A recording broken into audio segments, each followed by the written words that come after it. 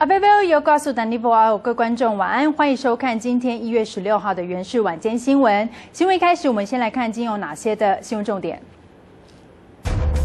花莲万荣乡代理乡长许玉胜上任后不续聘18位临时约聘人员，引发抗议。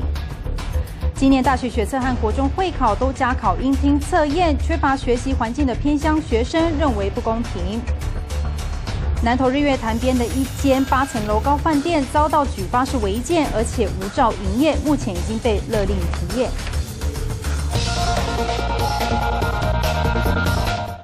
花莲万荣乡代理乡长许玉胜上任后，把18位临时的约聘人员的考绩达59分不续聘，而万荣乡民代表今天又带着10多位的民众呢到这个乡公所来陈情。不过出面接受陈情的是这个秘书，因为秘书说这个乡长因公出差，现场的口角不断。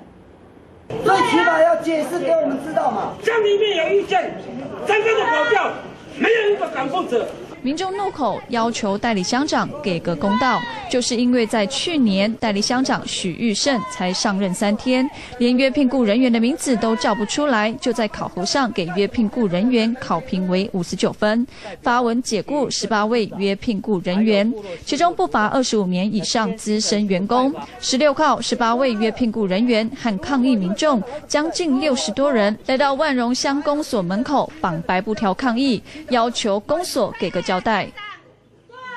抗议宗旨是抗议乡公所滥权解雇18位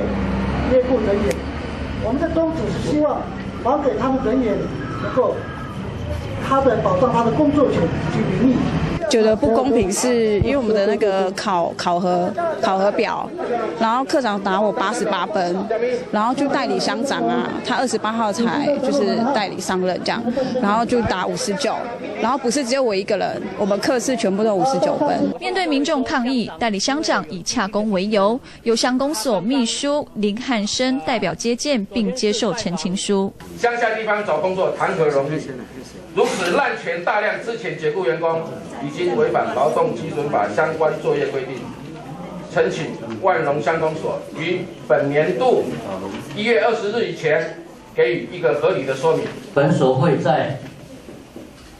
1月20号之前，根据陈情的内容，用书面公文正式答复。18位遭到解聘的人员中，其中1位16号又接到复职书，让抗议民众质疑公所作业流程出了大问题，要求公所一并对复职人员做出说明。公所初步表示，是因为代理乡长上任后，经查目前公所约聘雇人员，发现有部分没有依公开甄选方法办理，导致乡民对公所诸多不满，未来将导向依法禁用方式，还给乡民公平的就职机会。但详细说明还是要等到20号公所正式答复。记者综合报道。